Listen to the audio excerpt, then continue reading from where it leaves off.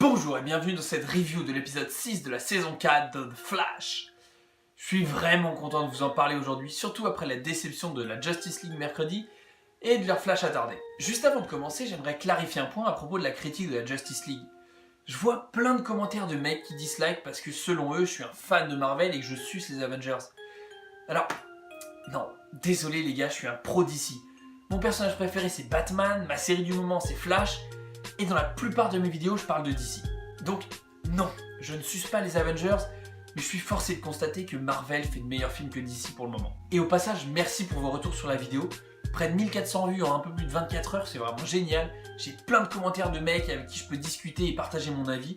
Franchement, pour tout ça, merci. Ah, et il reste un tout petit peu de vert dans la barre de like, donc franchement, si vous pouviez aller dislike tout ça, ça me ferait tellement plaisir. Parce que oui, j'en ai absolument rien à battre. Voilà, la mise au point est faite et maintenant je vous propose de passer à la review du jour. Alors, que dire de cet épisode ? Bah il est cool. Putain, ça fait encore un épisode cool. Alors, dans l'épisode, on retrouve Flash qui commence la formation de Dibny, l'homme élastique. En fait, Barry lui a proposé de rejoindre la team Flash et du coup il doit faire ses preuves et suivre le quotidien de Flash. Cisco lui conçoit même un costume. Bon, il est plutôt basique et il ressemble à un déguisement dégueulasse fait pour des gosses avec un drap, mais il est élastique et c'est tout ce qu'il lui faut. Mais on voit vite que Dibny et Barry sont pas vraiment sur la même longueur d'onde. Dibny, lorsqu'un méta attaque, il va essayer de l'arrêter plutôt que de sauver la population. Et je trouve ça intéressant que Dibny ne suive pas aveuglément Barry comme un mouton et qu'il pense vraiment par lui-même. Le mec est un peu emporté par toute cette histoire et il a pas vraiment eu son mot à dire depuis le début. Mais au final, selon lui, il pense toujours comme un flic et il préfère tenter d'arrêter le méchant plutôt que d'aller sauver la population. Bon, même si je suis pas sûr qu'un vrai flic agisse comme ça. D'ailleurs, je l'aime bien ce petit Dibny.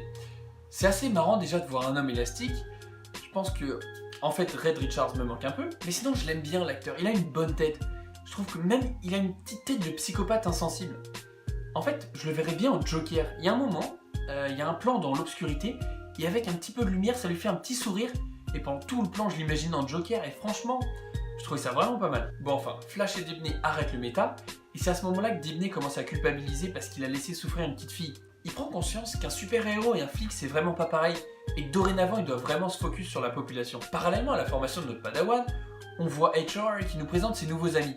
Alors, c'est un mec un peu compliqué et plutôt bourru, donc quand il annonce à Caitlin et Cisco qu'il a des amis, bah tout le monde est un peu choqué. Mais qui peuvent-ils bien être ?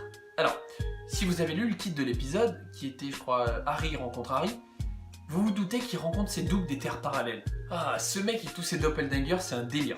Honnêtement, je pense qu'il aurait dû jouer dans Split. Le mec incarne tellement de personnages différents dans la même série, c'est plutôt sympa.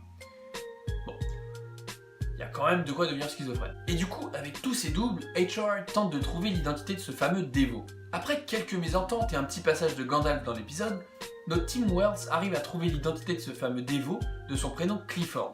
Et la Team Flash décide de prendre les devants avant qu'ils les attaquent. Et pour une fois que c'est eux qui ont l'avantage, ils ont totalement raison d'en profiter. Sauf que lorsqu'ils trouvent son adresse et qu'ils rencontrent ce fameux Devo, ils s'aperçoivent qu'il est pas du tout méchant et encore moins menaçant puisque Clifford Devo est handicapé moteur. Alors, je prévois à l'avance le dialogue de la semaine prochaine quand la Team Flash se dira que Reverse Flash aussi était dans un fauteuil et qu'il faut vraiment pas se fier aux apparences. Mais là c'est vraiment le cas, Clifford Devo est vraiment paralysé, mais c'est quand même lui le méchant. Enfin, le lui du futur, parce qu'on avait vu dans les épisodes précédents un Devo dans un environnement un peu futuriste. Et j'avais émis l'hypothèse, même si on le savait tous, que Devo venait du futur. Maintenant c'est la Team Flash qui se retrouve face à cette réalité troublante, et comment ils vont arrêter un mec qui vient du futur ? En envoyant Barry dans le futur pour le combattre ? D'accord, mais à quelle époque ils vont l'envoyer ? Et avec quoi il va l'affronter ? Ou en modifiant le futur peut-être, en modifiant la destinée de ce Clifford Devo et en l'empêchant de devenir méchant. Ah, il y a du choix. Mais que va faire Barry ? Eh ben on verra. Mais je suis content que dès l'épisode 6, on se retrouve face aux méchants. J'avais peur d'un déroulement linéaire en 12 épisodes avec les 12 métas, avant d'avoir le reste de la saison le combat contre le boss final. Et c'est sur ça que se termine l'épisode, mais pas la review parce que j'ai encore quelques remarques. Bon, déjà tout bête, mais depuis quand ce sont les roues avant qui propulsent une voiture ? Le moteur est derrière, alors quand Dibny soulève la voiture par l'arrière et que les pneus ne touchent pas le sol, normalement la voiture est immobilisée. Bon, je suis pas expert automobile non plus, mais je pense que les voitures américaines sont plus ou moins faites comme les voitures françaises. Enfin, ça c'est du chipotage, hein, parce qu'il fallait un événement du genre pour convaincre Dibny. Et comme je suis un mec chiant, je vous en parle. Et enfin, en y réfléchissant un peu, est-ce que cette saison est vraiment nécessaire ? Je sais pas trop pourquoi je vous en parle aujourd'hui, peut-être parce que Devo est absolument persuadé qu'il va battre Flash, mais depuis la saison précédente, on sait déjà que dans le futur, Flash va arrêter Devo. Et comme on a vu Joe, Barry, Iris, Cisco, toute la clique, on sait qu'il va rien leur arriver. Donc Devo serait juste un méchant de passage, sans réelle importance. Mais depuis la saison précédente, on sait que dans le futur, Flash va arrêter Devo.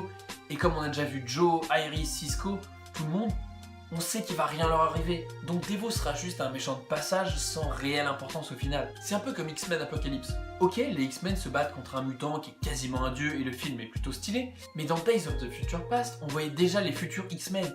Alors on savait qu'il pouvait rien arriver à Jean Grey, Cyclope, Charles Xavier, Wolverine, tout le monde. Voilà, du coup on connaît l'arrivée, on connaît le point de chute, mais on connaît pas encore le chemin.